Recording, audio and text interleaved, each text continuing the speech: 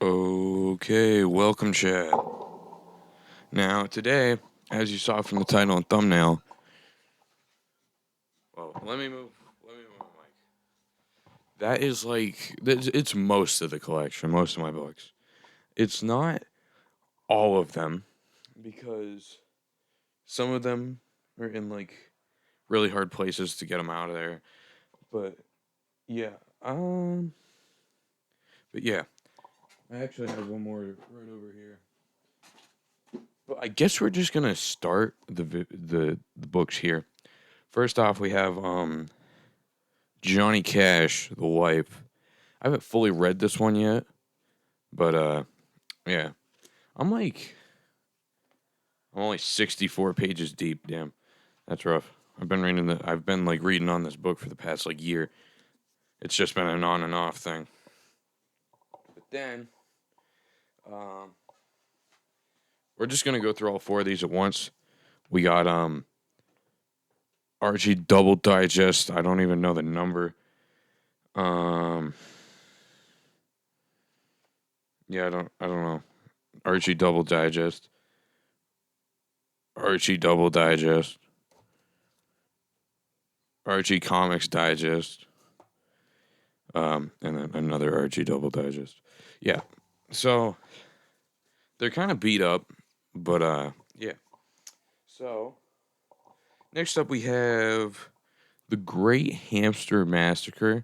Now I haven't read this one in a while. I might have to go back to it, but I read this book when I was like 7 or 8, and it was really good. I really like this book. Yeah, I'm gonna have to reread this one definitely. Next up, we got I Survived the Hindenburg Disaster. Now, I had the entire I Survived set, but I decided to sell them because I barely even read them anymore. I just saved the ones I really liked, and there was only like four of them I really wanted to save. Then next up, we got I Survived the Eruption of Mount St. Helens. After that, we got is 9/11 allowed on YouTube? I don't even fucking know. Yeah, I survived September 11th attacks, 2001. Fucking House of Robots by James Patterson. This shit was gas when I read it. I read this I don't know, 5 years ago maybe. This shit was gas. Next up, we have the book that I'm currently on, Heavier Than Heaven. It's a biography about Kurt Cobain. It it it's Kurt Cobain's birthday today too. Didn't even I don't know. That just popped in my head. Rest in peace to the goat. Take a sip of my red real quick. All right. Then next we got Serving the Servant, Remembering Kurt Cobain by Danny Goldberg. I haven't read into this one too deeply yet. I mean, I've flipped through it, but I haven't read the whole thing. Next we have Disgraceland. What does it say there? Musicians getting away with murder and behaving very badly. Now, I I don't know what it was, but I just really didn't care for this book. It was just kind of mid. It just really wasn't for me. I read the whole thing and it just wasn't that good.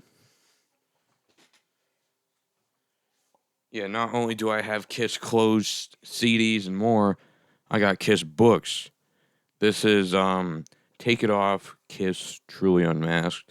Now this one is pretty much just like a deep dive into all of the discography after they stopped wearing the makeup and shit. I always love it when books have the pages with pictures in the middle because it's some pictures you can barely even find on the internet, and then you can find them in books. But yeah, so there's that one. Next up, we got Nothing But a Good Time: The Uncensored History of the '80s Rock Explosion. By who? I don't know who wrote this, but yeah, this one I haven't read this one either. I'm definitely gonna get to it, but I just haven't I haven't done it yet. Ooh, and it has the pictures in the center. Next we got Slash's autobiography. This is a really good book. It's very detailed, but it's not too boring. But yeah, and then it got the picture middle. Oh yeah. Then we got a Professional Idiot by Steve-O. I like Steve-O's books. They're really good. They're He seems a lot more transparent in his books instead of like, well, you can't really do much on YouTube that he's done for like Jackass. So I guess he can't really go into like a super deep dive of it. What the hell is this bookmark? I don't know. This is my handwriting too. Okay, I guess I needed two 38-foot 2x4s. Fire. Then we got Kiss Behind the Mask. This is pretty much just the Kiss autobiography, not autobiography, the Kiss biography. Do I? Yeah. This is pretty much the dirt for Kiss, but yeah, and then it's got the picture middle. I've had this book for like 3 years and I've probably read it a million times. Then, now, this is where it's going to start speeding up because, uh-oh, I'm pulling out like a very weak stack.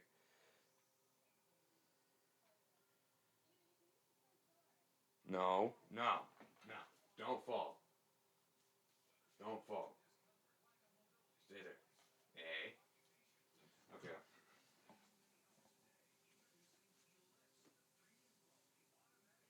Okay.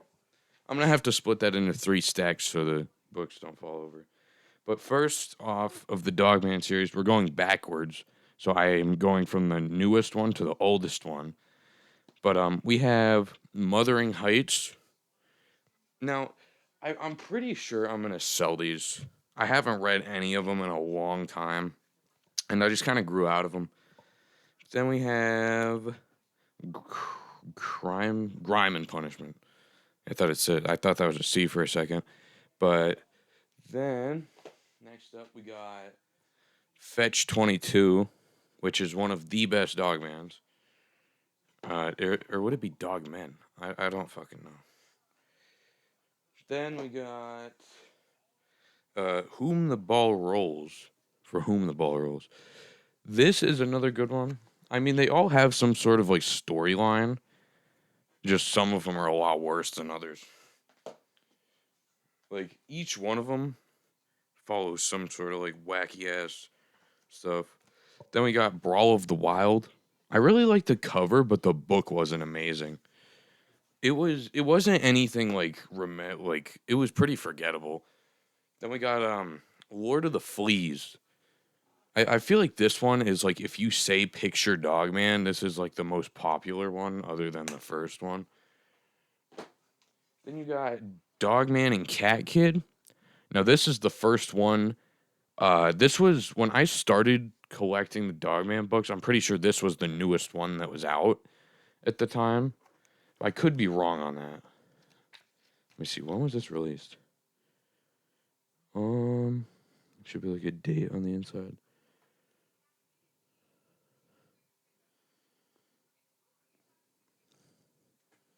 Should be a date, but I don't see a date. Hold on. Alexa, when was Dogman and Cat Kid released? According to an Alexa Answers contributor, Dogman and Cat Kid is the fourth book in the Dogman series. The release date was December 26, 2017. It was written and illustrated by David Pilkey. Okay, Alexa, stop. Yeah, it was 2017 that this came out, and I got it like just as it came out as like a birthday present or something. And that was the first one I read, but after that I got the rest of them. It wasn't a box set, I don't think. Then we got Tale of Two Kitties, which this is probably the best Dogman book. Then we got Unleashed. Now this one is important to the storyline, but it's kind of mid. Now moving on. We have the original Dogman, which yeah, but that's all of the Dogmans I have. I'm pretty sure that's at least like all of them except for one or two. Next, we have the first 21 by Nikki Sixx.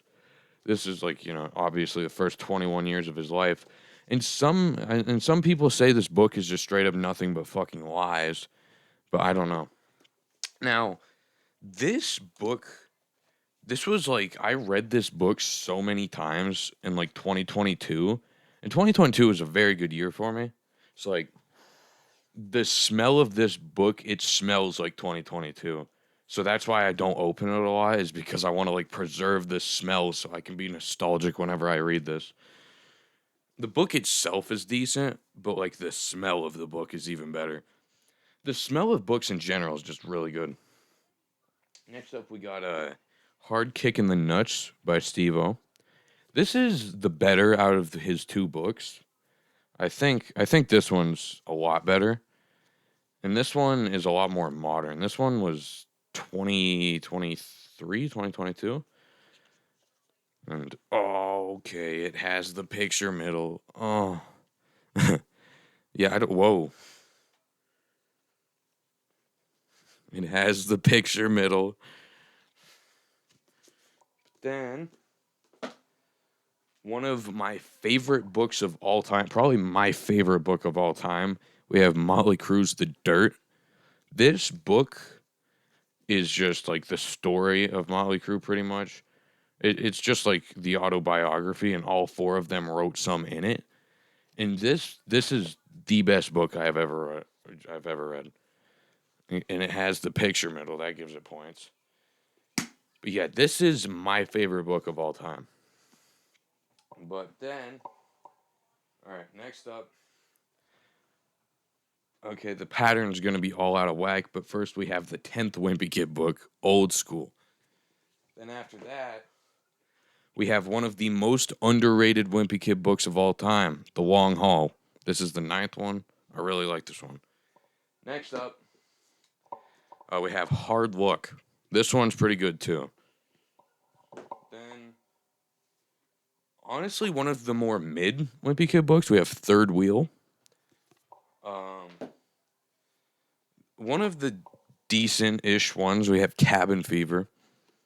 Next up, we have one of the worst Wimpy Kid books of all time, Ugly Truth. After that, we have the classic, nothing wrong with it, Perfect Dog Days. After that, we have the semi-mid Last Straw. And then after that, we have the great Roderick Rules. We have the original. And now this doesn't count as a book, but I gotta flex this. Now, when I was like 9 years old, I wrote a letter to the author of the Wimpy Kid books, right? Now, this is the letter he sent back. Now, it's some of it sharpied out because, I'm not leaking my address and like my legal name just yet.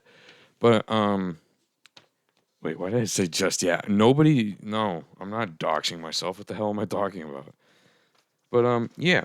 So this is it's not like handwritten or anything, but the catch, that's bro's signature on the paper. So I have a signed letter from him. That's a pretty big flex, I would say. But next up, after that, we got Diary of an Awesome and Friendly Kid. This is the Rowley Jefferson version. This book is honestly it could probably be better than half of the entire Wimpy Kid series in one book. Like it's just better. Like I want the entire series. Like I want to read the entire series because it would probably be better. Because growing up is realizing that Greg Heffley was nothing but a narcissistic piece of shit to all of his friends. And that's when you realize, he wasn't a good kid. We have the Wimpy Kid movie diary, next chapter. Now this is about the Long Haul movie, right? The long haul movie is the worst piece of film media ever made. If you enjoy the fourth Wimpy Kid movie, I'd click off this video. Fucking go home. That movie sucked ass. Like compared to the other three, the fourth movie was so bad. Yeah, it was so bad. Next up, we have the better of the two, the original Wimpy Kid movie diary, which is about the first three movies, the better three movies. But yeah. Then we have No Brainer. I haven't even read this one yet, and I'm pretty sure this is already like a year old. After that, we have one of the worst Wimpy Kid books of all time, Diaper Overload. This was so bad. They're getting worse as they go on. I don't even want to know how bad the 18th one's going to be. Next we got Big Shot. Now Big Shot wasn't terrible.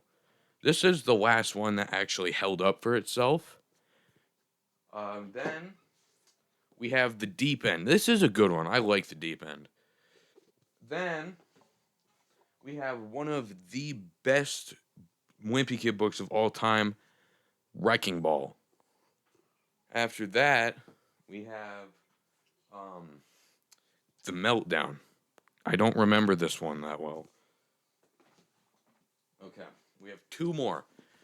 Then we have The Getaway, ass. Then we got Double Down, pretty decent. But yeah, I think I'm probably going to wind up selling the Wimpy Kid books and the Dogman books because my plan is later I'm going to clean, right? That bookshelf right there that the Wimpy Kid books were sitting on is getting cleared. And I'm going to move everything around it. And that's pretty much just going to turn into like a vinyl shelf because hopefully I get like a record player for my birthday. And then I'll just put all the vinyl on the shelves below and the player will go right on top. So that's the plan. So that shelf is going to be looking pretty semi-empty for a little bit because my birthday is like middle of March. It'll be a month and it'll be 32 days from tomorrow. I'm pretty sure. But yeah. So I'm going to end it here. Well, wait, hold on. I want to do that math wrong. Yeah, my birthday is March 21st. So yeah, I'm going to end the video here and I will see you guys next time. Later.